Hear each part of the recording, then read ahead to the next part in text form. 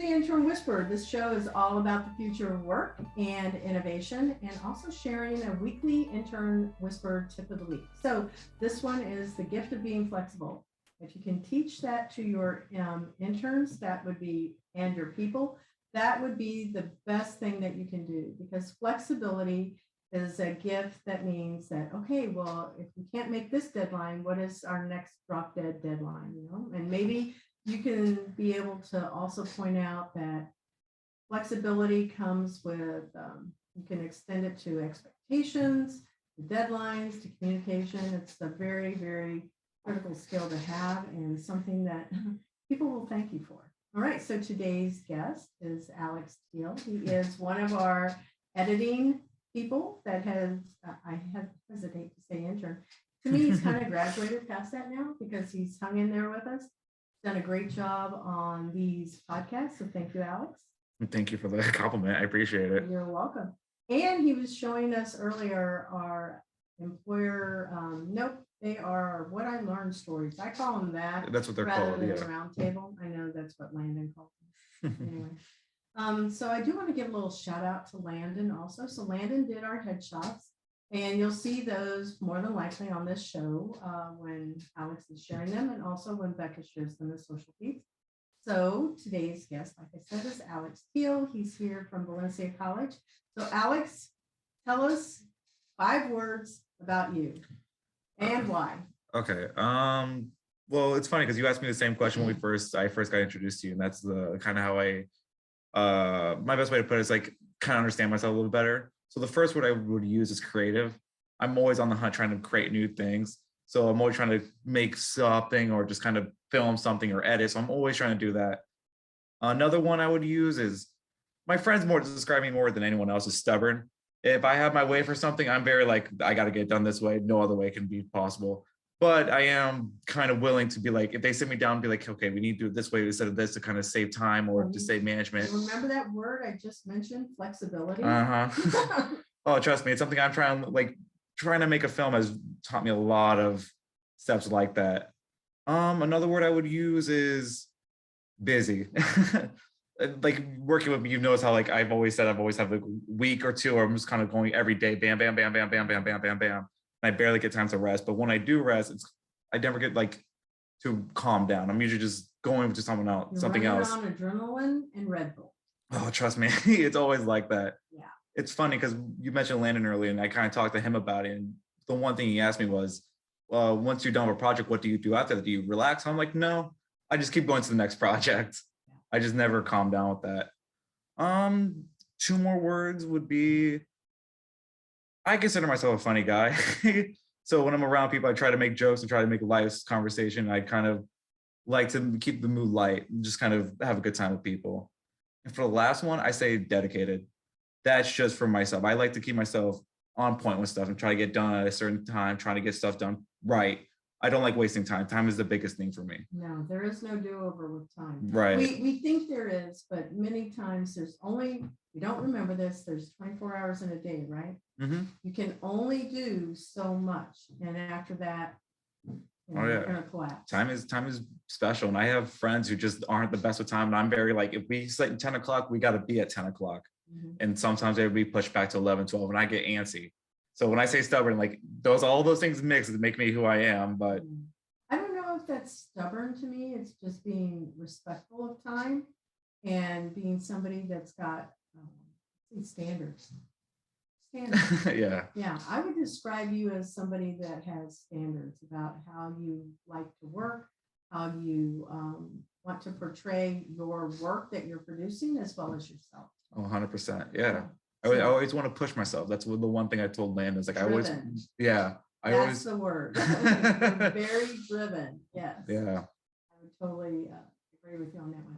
So I know that when Alex is finished with being on the show, one of the things that all of the people that work in video, their job is to take out every one of those little that we have in the show. So it sounds perfect. And I love that. When I listen to it, I go, that's what it's supposed to sound like. Flawless. Okay, so education. Where did you go to school? We're right here in Valencia College's radio studio. So where did you go to school? Why do you want to be in film? All of those good things. So to start, in middle school, I went to I won't say a small town, but it's like lesser known, Lakeview Middle School. It's all the way down like Oakland area. Like it's pretty far from here. And I went there in my 7th grade year. My mom's like, "Hey, try out the video, like the video recording podcast, like not the podcast, but morning show." It was like the morning announcements, all that. So I did that in my 7th grade year, and I wasn't the best at it, but like they kind of told me I had a personality of being in front of the camera. So I was like the news anchor for all that. And then as time begun, and I was going to high school, I kind of developed a bit more into film, and then I got accepted to Dr. Phillips High School.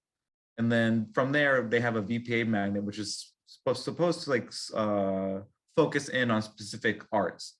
So I focused on TV. So for 4 years, all I focused on was my TV skills, and that's it. I did other things, of course, but when I got to like my junior, senior year, I focused all on film. I just didn't care about anything else. I put all my efforts into film because that's what I knew I wanted to do. So I have a question. Uh-huh. When you're saying TV skills, do you mean in front of the camera, or you were talking about TV production and editing, which is completely different? When I started, it was in front of the camera. I was the news anchor. But when I got into high school, I realized I had more of a knack of creating stories, editing, and filming. Not necessarily the filming part. I will still do it, but the creating stories and editing part, I have a knack for that. And like I know it because I'm confident in my skills. Right. And so for 4 years, I decided to put all my effort into that. And from then, I just continued doing more film things. And so in high school, I created 2 music videos that won at my local film fest. I created a documentary that also won at my local film fest. And one of those music videos made to like the county level, not county, I think. You mean it won an award? All of them won awards on my local film fest, at my high school film fest. And then one made it to like, OCPS has a thing where they kind of push it out a little further. Mm-hmm. So it went to state, and I think it went national, but I got like 2nd place, so it didn't go pretty far from there. Mm-hmm. And that's how far my film has gone. And since then, I've been creating stories, filming stuff, editing things, and just continue to be going on. Do you have a favorite genre that you like to focus on? My friend asked me this a couple of days ago. He's like, "What do you want to make?" And my favorite is like slice of life. I love creating stuff that people can relate to, mm-hmm. because it's like I find human interaction the most interesting thing about people. Like you and me are 2 different people, but we interact with each other. We learn things from each other. That's just people to people type things. And I want to create stories that always people can learn from. Got it. So the next thing, when you talk about those, to me, those are more documentaries. But are you thinking big screen movies like? Yeah, like I'm Deadpool 3. I'm thinking not documentary, but like short stories type things. Like I create a story where my favorite example of this is if you ever seen, maybe Life of Pi is a good example. Like they create a story about a character and he goes through a journey. He learns something at the end of the story. That's what I want to create. Someone watches a story at the end of it, they're like, I can relate to that character. I learned something towards the end of this movie. And I want people to kind of get that from the stuff I make. Got it. Interesting. All right. So one of the things that we've also talked about as a department within the company, this is not on script, is having the opportunity to win some awards. So we were looking at what are the awards that are available for people that do ads. And here at Valencia, which is where you go to school, which we did not say, go Valencia. I don't know. What's their mascot here? Do you know? I'm not aware, no. Yeah, I have no idea. We'll have to look that up. Yeah, I should have mentioned that. Also, I did Valencia in my high school years. Like I was dual enrolled, so I did Valencia throughout my high school years as well. Oh, wow. Dual enrollment. Wow. That says a lot. So you would be, we'll say 17, and you were taking your first year of college at that time. So you should be like 2 years ahead of track. I'm actually getting my technical degree at the end of the semester and then transferring over to FSU.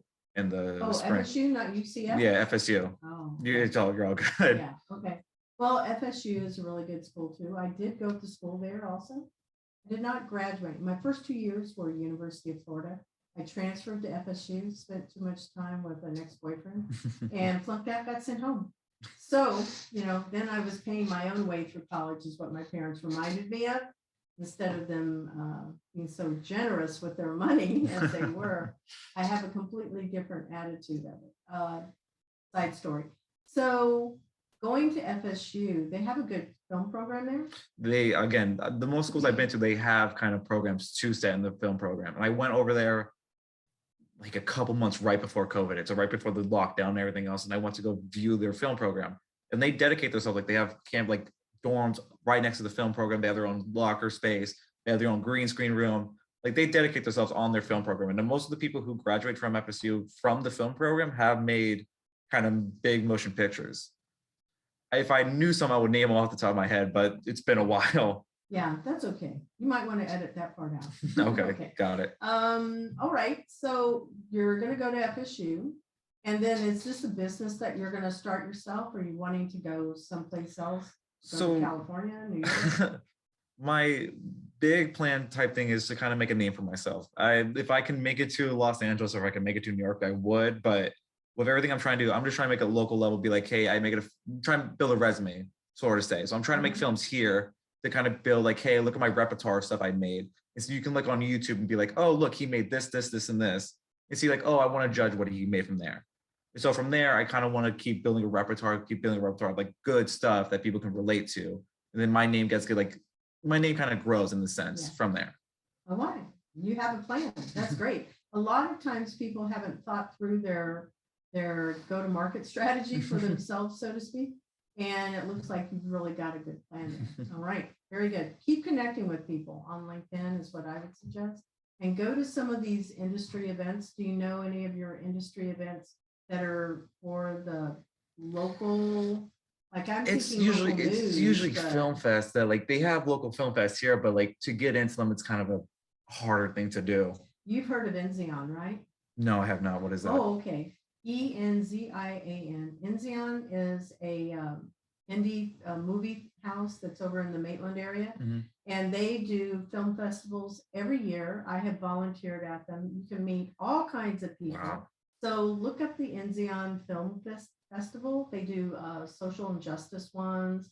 They'll have focus on environmentals, all kinds of specialties, but different tracks for sure. But it is this one big, I think it's in April, honestly. So look it up, check it out, and go volunteer. You'll really be glad that you did. I'll definitely check that out. That's something right up my alley. Yeah. And then Rollins College also has a really big film festival. They don't have a film school as such, but they're very involved with things like social justice at a pretty high level. Peace, anything about world peace, they do that too. So yeah, I think the Enzion, the family, the Key family are the family foundation that supports the Enzion Theater, but they also support Rollins College. So I think that's where the two get married. Okay, I'll definitely check that out. Okay, so we talked about education background and all of that stuff. Now, what 3 skills did you learn from this experience of working together that you think is the most valuable? One of the biggest one is time management. That's the one thing I kind of learned the best. Like when we first started talking, you definitely told me like not to stress myself about how to get all this stuff done. But from that, I kind of learned how to manage my time a little bit better, because I was finishing episodes on the Tuesday when it was supposed to air and trying to upload them. And I was up until late trying to fix everything and all that. That's super stressful. You're telling me. For all of us. Oh, it was 4 a.m. trying to upload things to YouTube and Facebook and all that, which is definitely a thing. But now kind of working, once I got into a good flow of it, you saw how I'm very easy to get to draw stuff done and very fast on things. You picked it up super fast. Oh yeah. Like having the skills background with this, I know my editing skills and I know how to help me out in the long run. So I've used small tips like in my edit to kind of get the snippets and outtakes ready for when you're ready. When you say, okay, we're good to go, the snippets or outtakes are ready as soon as we're up to upload. And so time management, I've learned to kind of push everything back a couple days, have it ready beforehand, not the day of, have it submitted, ready, scheduled, work on the next one. It in a production mindset. Oh yeah, 100%. That's one of the biggest things that I kind of implemented in like trying to make my own things. The second one would be learning just to kind of communicate. That's the biggest one. Just trying to. Yeah, we can never over communicate, right? Right. Never. You have a big team here. Like I have to work with people like Becca, and I have to work with Nick, kind of tell them, hey, here's this for this, here's this for this thing, and like telling them, just working with them and working how to work with a person is the biggest thing from that. So communication goes such a long way with that. And communication, to be clear, it includes your listening skills, your verbal skills, your written skills, and to me, it's also body language, I think. Oh, 100%. That's just human nature. Just everything you do just kind of tells you who you are as a person. And if I didn't, this is just a little side note to me. If I didn't pick film, my minor would be psychology, just because I like how people work. And I always had that interesting tidbit about how people function under certain situations and just learning how a person kind of acts. It's really interesting to me. As a third one, it's hard to say. There's such a lot of things I've kind of picked on. I'm trying to find one that's really, really prevalent. So I'm going to throw some things at you: research, problem solving, critical thinking, collaboration. I think that's what I want. I would say problem solving. Okay. Problem solving was one of the biggest things when we first started doing this. It was like the email thing. I didn't know. I didn't understand. I'll do that. And you talked to me. You told me how to kind of work around that situation and send emails out to John and Q. Right, and like talk to them, and everything I've mentioned just goes hand in hand with each other. The communication, the time management, the problem solving, just all that kind of goes hand in hand. That's why it's so hard for me to think of a third one. But the problem solving was a big thing. Like I would have problems uploading videos up to YouTube because it would just take so long. And he told me to just kind of worry about or do them here. Oh, just gosh. because it would upload faster. So much faster. Right. And then there was issues about sending out emails and all that. And then we fixed that the day right after. Like you got in contact with me and we just kind of knocked it out. So problem solving, you're right. Communication, they all go together. So does research. Every single one of these skills, they build on top of each other.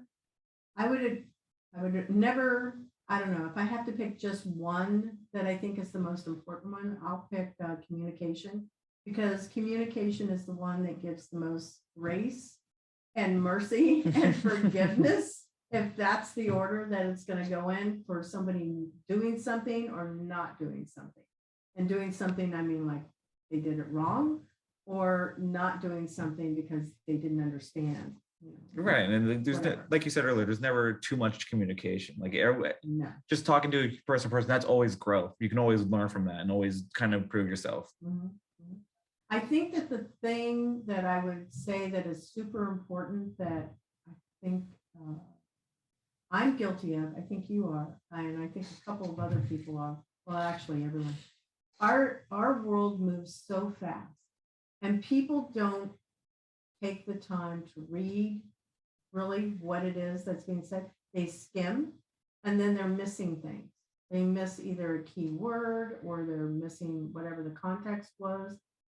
So I think that I would even throw the ability to be self-aware and also pace yourself.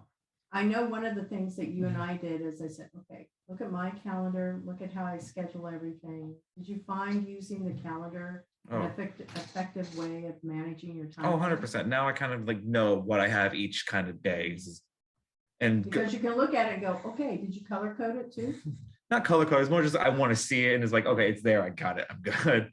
And truth be told, with my weeks, it's like it switches every week. It's not like I have something planned every Monday, every Wednesday, every Friday. It's like more like, okay, you got to do this Monday, this Tuesday, this Wednesday, this, and go on and on and on.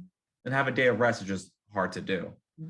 You went on vacation during the time, and I said, so just really enjoy your time. And we had a call even while you were on vacation. And I think it was because so what happened was it was like an emergency. There was an episode that I didn't finish because you gave me the one after that one. Yeah. And then I had that episode finished, and you're like, did you finish the previous one? I was like, no. And so you're like, I was like, we'll just switch them. So we just kind of communicated around that, and we just switched the episodes around. And I got that one done. And the following week done, like I think the day right after I left vacation. Yeah, it was like an emergency. I had to contact you because we were missing the one. Nick wasn't able to get. You're talking about it was Jason Krauss's episode. That was just a couple weeks ago. Yes, right. Yes, that was that Monday. I just came off of class and I got the text from you being like, "Hey, this episode isn't done, or it wasn't finished, or something happened along the episode." Nick wasn't able to do the one that was supposed to be in the queue for the next play, and you were ahead of schedule, so we were able to flip it. That is so vital to be right on top of your skills, or right on top of your work, and your skills and ability to process things more quickly, because how long it took you to edit the show is like night and day between now. When you say, well, it's funny because that previous night I usually when I go home, I usually sit down at night and just kind of watch the whole episode just to kind of go through and know what I got to take out, what am I going to put in, all that. So the night prior, I finished the episode. As soon as you text me, hey, when you get this episode done, I was like, okay, as soon as I'm home, I just got to add a couple things and boom, it's done. So that's why it was so easy for me to turn that around to you. Yeah, being able to do it. I found that by having the show, everything loaded into our drive, the day of that we did it, it allowed people to just go, boom, they got it done. It wasn't, I don't know, we're finished by 7. So technically the show 6, really, 6:15. They would be able to start editing it and make it hopefully be flawless, right? Right. Yeah. Okay, so we're moving on to the most influential person in your life and why. It's hard for me. I would have to choose 3 people. That's okay. One would have to be my best friend. It's funny because most people choose like someone older as them, someone as like a mentor. But for me, it's my best friend just because for me and him, we've been through a lot together. He's the person who kind of pushed me to do film. And so when I went into high school, I went with no friends. I didn't have anyone to kind of talk to or know. And then you just moved here? That's unusual. It's weird. Well, with Dr. Phillips' VPA program, no matter where you're located, you can always go there. Oh, so none of your friends. So all of them went to West Orange because that's what's the closest college to them. I went all the way in the opposite direction to Dr. Phillips. Oh, I see. Which was like a 20-minute drive for me and a mess. So I basically went with no friends. I didn't know anyone. And then throughout the months, I kind of met my best friend and he was in the film program as well. And so what we would do would just kind of start talking, start doing stuff together and start working on projects. And then as the years progressed, we kind of got this bond together where we always had this underlying competitive nature in ourselves. We always try to push ourselves to do great projects and help each other out at the same time. Like, I don't know if you remember, but when we first met, you said, I showed you a project that I just finished over the summer. That was my best friend's and we worked on it together. And this was something that he wanted to do. And I said, no matter what, I'm going to help you do this. Yeah. And when I do projects, he's the same way for me. And so with that, I kind of have a good person to kind of lean on and he leans on me. No, you haven't said this person's name. You need to give that. I don't know if I could or not. Oh, of course. He's going to hate me after this, but Anthony Landacini. Very nice. So Anthony, you got your little shout out here.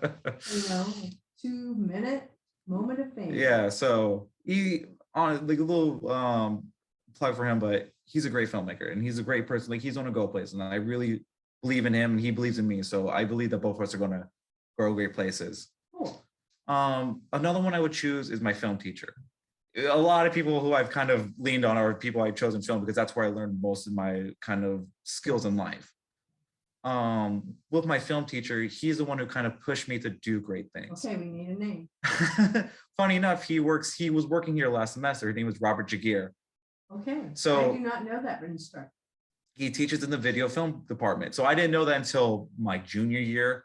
And I had him for 4 years. It was when I came in, it was his first year teaching at Dr. Phillips. So we're kind of the first I'm the first graduating class. And so we kind of had that good bond, just kind of, we knew each other. We always talked to each other, all that stuff. And this is a short story, but back in my junior year, we had a project and I just bombed it. I wanted so much from it and I wanted to do so many things, but at the end of the day, I just couldn't achieve it. And so I was in a very just kind of, I don't want to say bad place, but it was just like, I wasn't confident in myself. Mm-hmm. And he talked to me and he said, go try to do something else. Try to put yourself out of that comfort zone. Just do something. And so I made a music video and I was like, I'm proud of this. It was very personal to me. And I was like, I was just proud.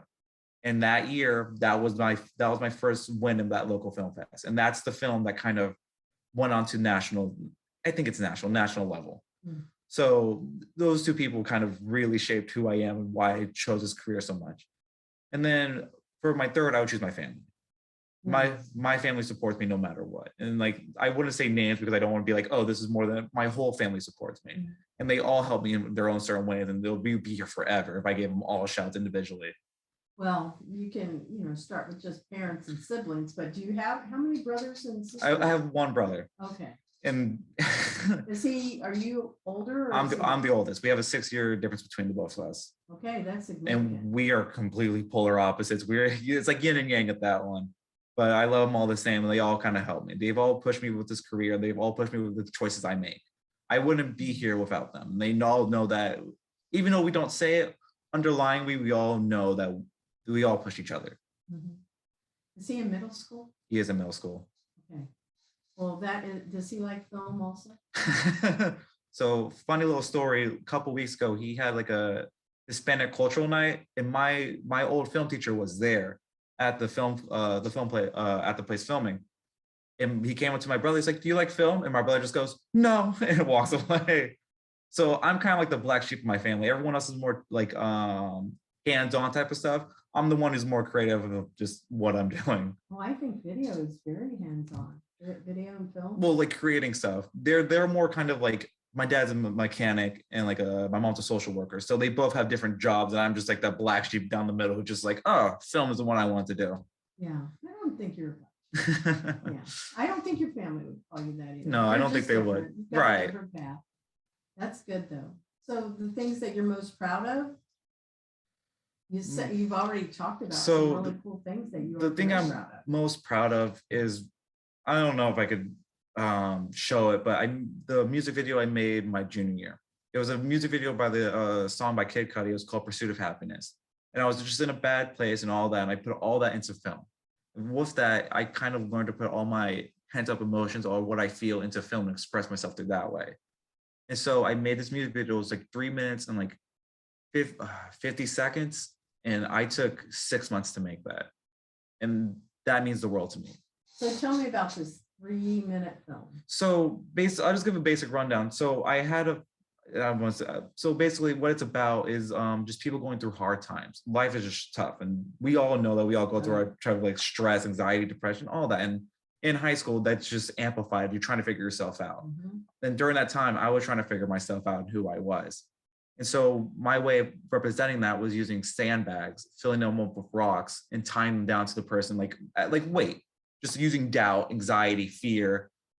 I had another one, I don't remember what it was, but just bad things that weigh you down. And I use that to represent just all these bad things weigh you down as a person. Exactly. And using that, I just kind of told people a story of just, even though all these things weigh you down, you have to be the stronger person to kind of push yourself forward. And through that, I use the music and the video technique just to push that story further. You know what? It reminds me of a book that I read in college. It's called The Things They Carried.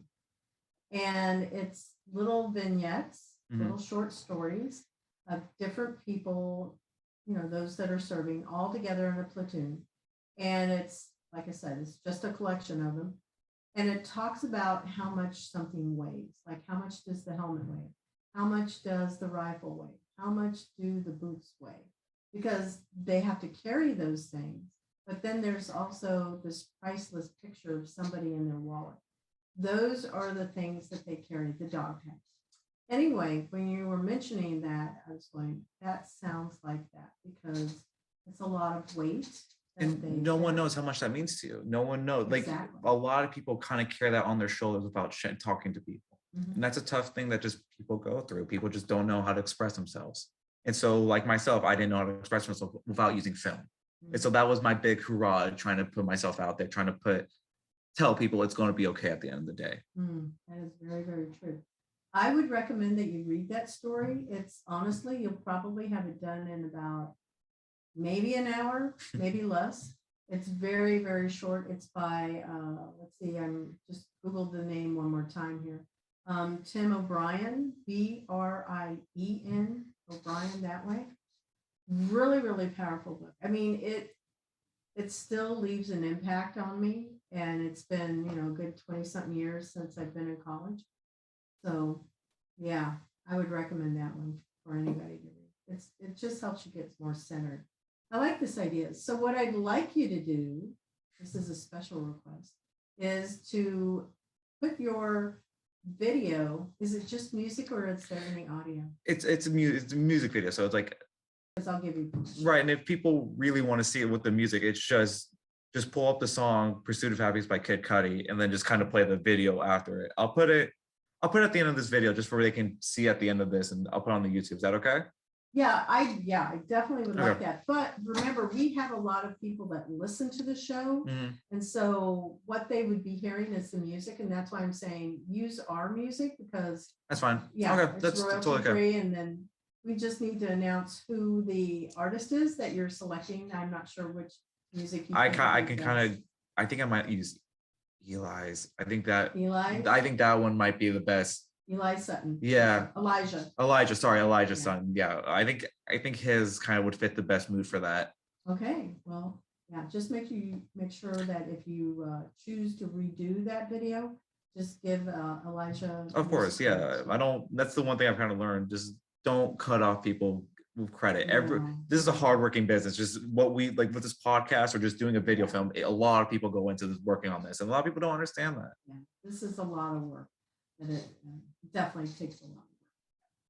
Anyway, so that would be cool, and I would like to be able to watch that video. So, you know. Funny enough, after we're done this episode, I might have it on my phone, so I could show you it. Yeah. Okay. Well, I also want to make sure that we can get your video out there. So we'll do all of the Cat 5 Studio podcasts, and then you can leave space for that 3 minutes that the music will play. That way, when it goes to Cornell and WBBR, it'll be playing up there. We might ask, who's that musical artist? And we'll be able to say it's Elijah Sutton. Right. Yeah, that's cool for him. But for those that are watching us on YouTube or also on Facebook videos, they would be able to watch your video too. I would appreciate that. It's I think it's something special. I well, love you it. already convinced me. I'm already liking it, and I'm equating it to what I had read when I the Tim O'Brien book, The Things They Carried. So I'm like, oh, I would totally get this. Hopefully, it's something that has some type of positive at the end. Maybe. Oh, of course, and that's the big thing I want to push with my stories. I always want to tell, even though we all go through hard times, there's a light at the end of the tunnel, and that there's always a positive. And like I will go back to this when I talked to Landon. I told him that every time I want to make a story, I want to push the envelope and always tell a better story for people to leave with. I never want to leave someone on a downer note, because that's just you don't want to leave people feeling right. You don't want to watch something just being like, oh, okay, I don't feel that good.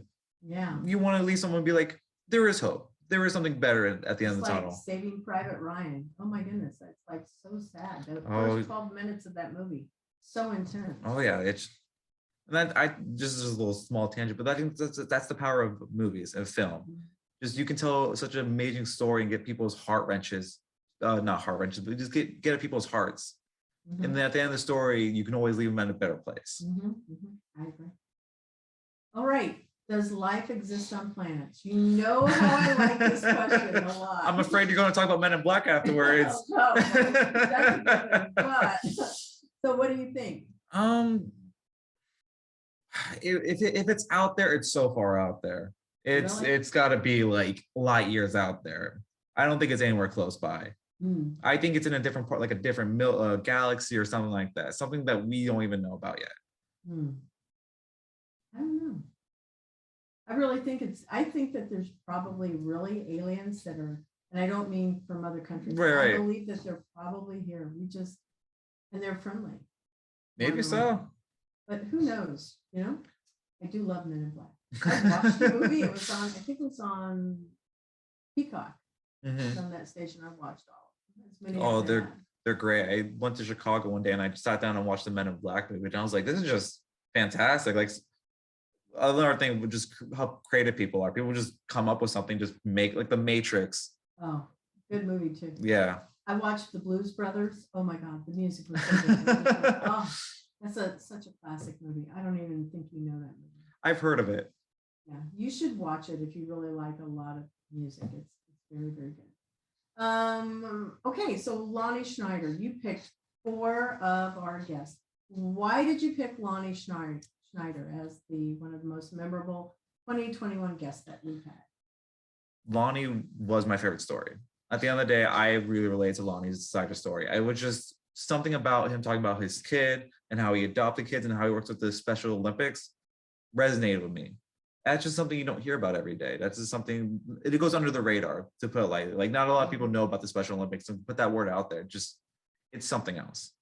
So when you go and play, I say the word "so" a lot. I sure hope you take out every single one of those so's. You can leave that section in, but I do say it a lot. One of the things that they're looking for at the Special Olympics in 2022, which will be out in the Disney area, I believe, is they want people that would come in and do film and editing. So I hope you go and sign up to volunteer. Funny enough, I think Lonnie, I don't know if you gave him my email or somehow, but he got my email, and like as soon as that episode went out, he emailed me. You should remember that you're having the credits, right? Oh, okay. So that's probably why. Yeah. Yeah. So I'm sorry about that. But he did email me. He was like, hey, I have not a job offer, but like volunteer, thank you. Opportunity. Yes. He was like, if you're interested, he'll sign up for the information, all that. I don't know. I might be in FSU at that time, so I told him I'll let him know. But I would be totally down to do that, just to kind of work in that environment. It would be something special. I think it's a weekend. He mentioned it to Matt when we were doing the show. Matt just, he really liked Matt was such a good co-host with me. Anyway, he invited Matt to come and participate, and he, of course, knows how to use social media. And I will tell you, his episode is one of the top 10 most downloaded shows that we have. I would not guess that, but it was just totally so, you're right. It was just so wonderful. Like out of all the episodes, when I sat down, I was engrossed in everything he would talk about. I was like, this is just amazing. He was a great guest. Oh yeah. The Special Olympics, just so our listeners know what that is it's a special event that goes on recognizing individuals that have some type of a mental disability or a physical disability, even just a disability. But Lonnie has two children, right, that have Down syndrome. Yes. I think it might be 3. I'm not sure. We'll say 2. I think it's 3. Okay, 3. Yeah, because yes. he just adopted one. Yes. And some people were saying to him, oh, well, we think that you're really brave to do that. And he goes, what do you mean? Like, this is a child. It's just the same as anybody else's child. They want to be loved. They want to be seen. Yeah, it's just terrible that people would judge someone just because they act differently. Well, I don't know if it's judging. Perhaps I agree with you to a certain extent, but I think that really it's not judging like, oh, that's bad. It's just that I think that most people go, wow, that's going to take a lot more time than raising an average child. Right. Just what people think is a normal, and everybody's normal to me. We have unique qualities that make us stand out, is how I would describe that. However, Down syndrome are very high functioning, and they also have just regular people like all of us. It was a story he told about his kid and his friend that really got on my heartstrings. Am I okay to tell that story again? Go ahead. He was talking about the story about how they moved, correct? And he moved, and his son always had a picture book of his friend, and he would just hug it and all those type of things. And it would listen when he tells it, I'm not doing it justice, but when he would tell it, it would just warmed my heart. And it shows how much of a loving, even with Down syndrome, his son is. His son is such a loving person. Yeah, truly was. And so for our guests, make sure you know how to find this episode. Lonnie's name is spelled Lonnie, and Snyder is Snyder. Do you know the episode number by chance? I didn't. Well, that's okay. 173. I might be wrong. That's why I'm spelling his name, just so people know. But that's okay. Well, go to our Podbean or any of your favorite podcast channels and look for Lonnie Snyder or under the Intern Whisper. What portion of the show do you think you're going to share? We get to share like about, I don't know, 7 to 10 minutes. Is there something that you want to really highlight? Is it going to be about the Special Olympics? Or it's the whole show is great. If I would have to just watch the whole show, that's my favorite, like my honest to God favorite episode I ever edited. I had a joy, like a pleasure doing that one. Right. And you told me to too. You said, here, I want you to take Lonnie Snyder's. And I was like, okay. And then I listened to it and I was like, I'm glad she gave me this one. I know I mentioned this earlier about the his adopted child, but I think you should see that whole episode to see that. If I would have to, I wanted to focus on the Special Olympics. I think that's what people should get from that. That's what the whole episode's about. You are absolutely right. And I'm really glad to hear you say that. Yeah. Yeah, I think people need to know more about that and what he does and just that sense of community he builds from doing the Special Olympics, because it's something else. It's so empowering to see what a small group, I won't say small group, but just a group of people can create. Oh, this is a massive. Oh yeah, no, you see the list and it's just bam, bam, bam, bam, bam, bam, bam, all the way down. Yeah. It's really a lot of people there. It is a global event, just so our listeners know, if you're, again, not aware of what the Special Olympics are. It's special from the sense that everybody's special, but for some reason in our society, we think that people with disabilities are less, when really they're more. Oh They're yeah. way more than those of us that don't have a disability that people can see. And like Lonnie put it the best way. I don't think we should see it as disability. Yeah. I forget the wordage or what he said, but he said don't view it as a disability. Yeah. And I'm like, that's exactly right. Yeah. There's still people at the end of the day. We're all human. Yes, exactly. Let's see. Why would our listeners tune into this episode with this guest? You've shared a lot of really good reasons, great stories about with Lonnie. Yeah. Oh God. To add more to it, he's just a great speaker. Like the way he spoke, it's engrossing. You know what I like that he said was when he was talking about his wife. Oh yes. Yeah. He gave her so much credit as to what a wonderful woman she is, how she actually has made him a better father and a better man, and a better husband. He just so appreciates his wife. He doesn't, and kids, right? And he tells it all. Like he's not what's the word? Not selfless. He's a selfless person. Yeah. He's very like he doesn't do anything alone. He's not gonna take responsibility for everything. He's like, this is a whole group of people I'm working with. And we're trying to do something great. That's talking about his family. That's talking about the Special Olympics. That's just talking about everything he does in his life. Yeah, I liked him quite a bit. Great. What was interesting about his 2030 predictions? Oh God. There was a special focus, and I'm using that word special, about how this Olympics will continue to grow, and it will become something that helps to bring people together. I think that's significant. The automations, because he's also an IT guy, he talked quite a bit about automations and how that is going to be just accelerating everything. Because Special Olympics is a nonprofit organization, I would say it's going to be impacted by ability of people to be able to donate quickly and also participate. And hopefully, if we're talking, this wasn't in the show, but the ability to either see yourself in augmented reality or virtual reality participating at the event. That would be awesome. Oh yeah, and I think we're getting there now too, which is how much like my biggest example of this is just using television shows, and they're using virtual realities type things to just get people in the audience because of COVID just kind of knocked all that out. Yeah. And just if you could do that on a Zoom level with big budget, and even though they're nonprofit, still to have that more people get more recognition about it and put more people in the seats and create it's a different environment when people are there. Oh, yeah. Zoom or in person, it's something else. And you've been like, go back to when I won, me feeling that energy when people actually react to my film is it's a feeling I hold on to no matter what. That's something I cherish dear, and people should feel that feeling. So yeah, that's the difference, I think. Well, first off, we're made for relationship. And real relationship comes from physical proximity, not necessarily distance over a Zoom call or a video call or portal or whatever it is they use, Facebook, whatever, or FaceTime.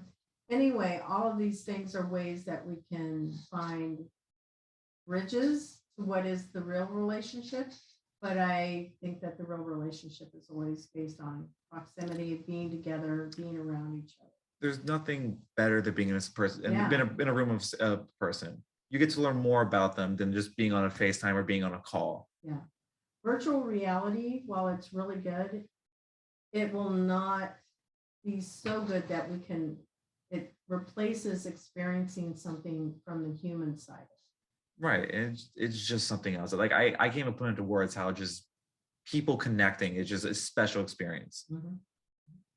So Xaulanda Simmonds-Emmanuel, why did you choose her as a show that other people should listen to? So for me, that was the first episode you ever assigned me. And so that has a special place in my heart. She was so good. Oh, she was just fun. She was full of energy. I loved what she talked about. I like that show a lot. And I will go back to it from time to time to see. I do this thing where I compare it from now and then. How she talked was just amazing. And so I always go back to it. I'm like, oh my God, just like I love her stories. I just love what she talks about and what she does. It's just a great thing. I think that's a very strong episode. her show is the most frequently downloaded. Really? Show. It's gone over, last time I looked, it was like a month ago, over 140 downloads. Wow. And that's just on this one place that we listen to it. Huh. It is like on Podbean. I don't know how it does Apple. We do a lot more with Apple Podcasts. So I wish I could know those analytics, but unfortunately I don't. But her show is the strongest one. It just shows like it was just so fun. Yeah. And I'm glad you started me off with that episode to edit with, because it helped me get a good sense of how everything would flow after that. Yeah, she is. You're right. She's a very good storyteller. She has a pleasant voice to listen to. Oh, so nice. So positive. And what she was there to talk about is work passion and how That's it right. relates to us in business. And, you know, really, she talked a lot about multicultural diversity, but using that type of diversity in the business place. I like that. I know her through the Good Network. A little shout out for hers and mine professional association. I saw her as a speaker at an event at our Good Network conference. And she's dynamic. She's with a group called Urbander, and they focus on multicultural diversity specifically in that organization. The gist of it all is that people really want to be valued and respected and heard.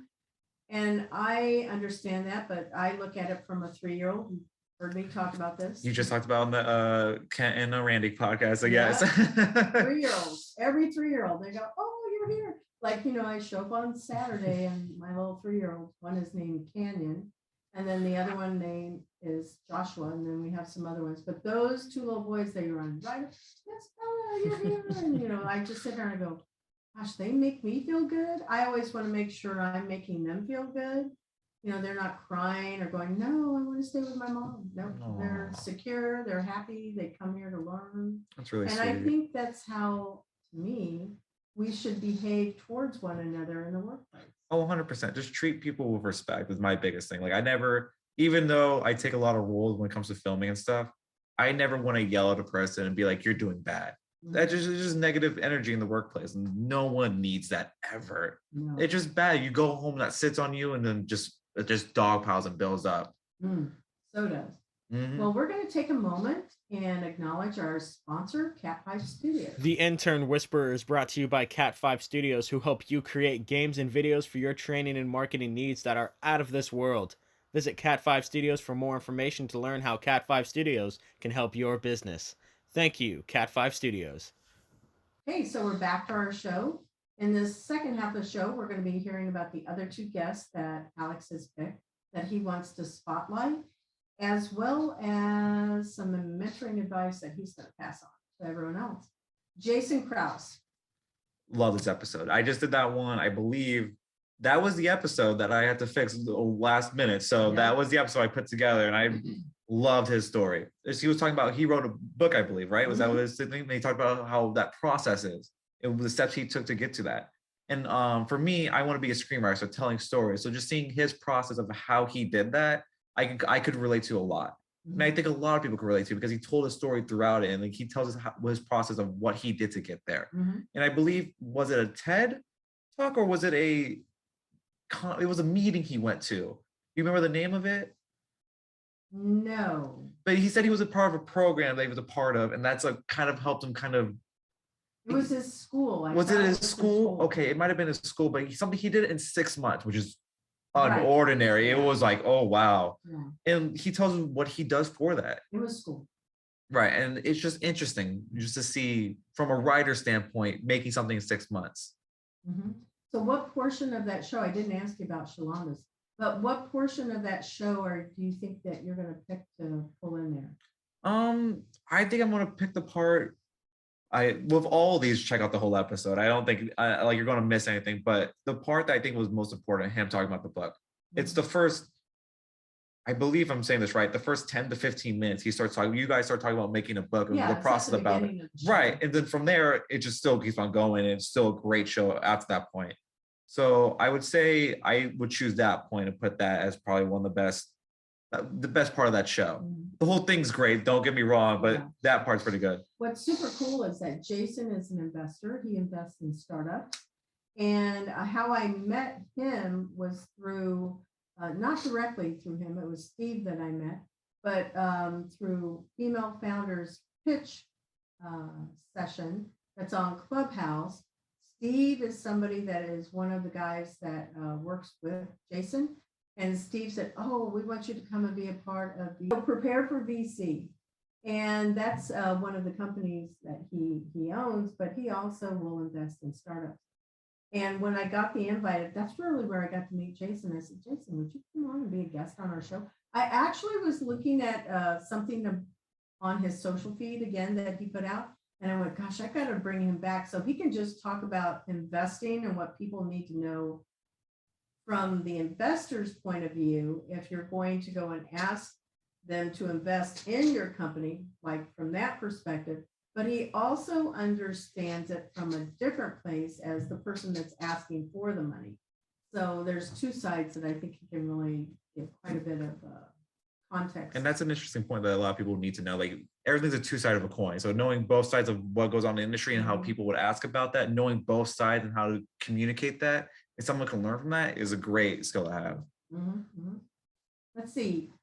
Randy Baker and Kent Gustavson. So that's the most recent episode. The reason I chose that one, it was just so much fun to edit. Oh my God. Was it not? I mean, those two, I don't think it was the regular show at all. It wasn't Randy, it was mostly Kent just being himself. And I was like, oh, this episode's hilarious. He is so random, isn't he? Oh, it was just so funny. And like I was just listening to him talk and I'm like, oh my God, this guy. Very witty. Oh, very, so very funny. Quick. Very quick and very witty. Yeah, I would say that alone is one of the reasons why, without giving away too much about that show, as to why people should listen to it, but it was hysterically funny. But he was so funny, I swear. Okay, some shows just gotta go to the video. Oh no, I think this one, the Randy Kent one's the one I just scheduled for, I believe tomorrow. Yes, it's tomorrow. So that one you should check out the YouTube because I put that together and it's just fun. It is fun. Yeah. And there were a few bleeps and there was some bad words. And I debated on taking them out. And I went, you know what? I typically will take it out because our show does air and children do listen to it. Okay. You know, and it's played during the day. And I go, I think I'll just go ahead and roll the dice and leave it. Well, there were some points where Kent kind of stopped himself. There was a point where he's talking about a song and I was like, dude, do not finish that sentence. Do not finish that sentence. And he stopped himself. I was like, okay, great. Yeah. Don't say that. So good. And it was really funny too, the part where Kent, he mutes himself and he keeps pointing at Randy, yes. And saying, you talk, you talk, you talk. And I went, oh my gosh. Is there a way that I can unmute him? But he was a hoot and a half. Both of those. Oh, they're both great. Like I know we're talking about Randy. Randy was the one who left early, right? Or was that Kent? Yeah, that's Kent. Kent. I know we're talking about Kent, but Randy was great as well. Like, oh my God, he's just a great talker. Like just hearing about what he does on like how he met how he met Kent and like how he started his company and just how he went from there, like what he did. It's just an interesting story. I know that's like towards the later half of the episode, but the first half is a lot of just kind of high energy and just fun to do. Back and forth banter. Yeah, and then towards the end, when you get more to talk to Randy, it's just you get to learn a lot. Yeah. And so that was like that episode stuck in my mind, even though it's fresh on my mind. Just so much fun to do.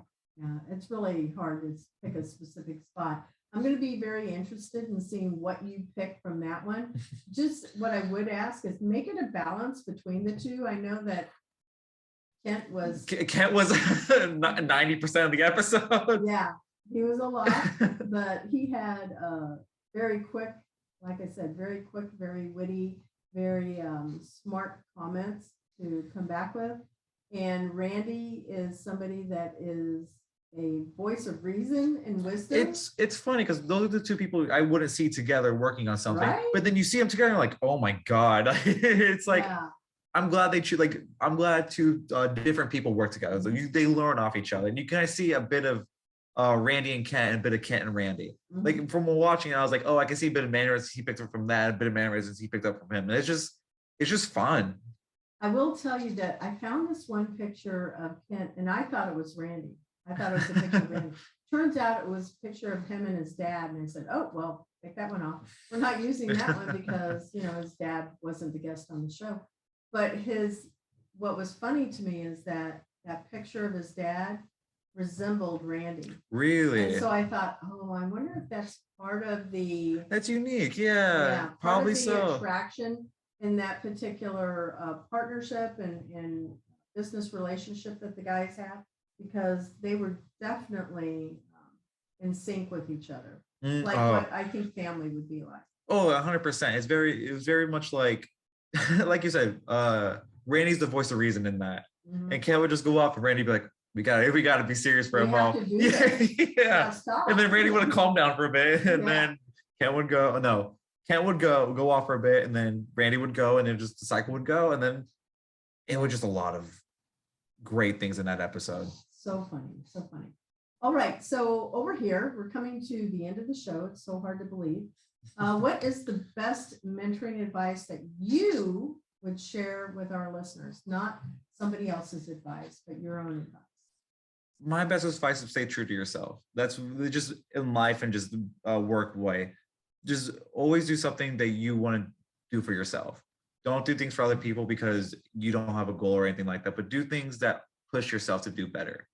Like that's just like, if you have a goal in mind, go for it type thing. I just believe people should keep going for their goals and not just kind of stay in the same one track mind. Like, this is it. This is what I'm going to do for the rest of my life. It's like, no, expand yourself, go and push yourself to do more things.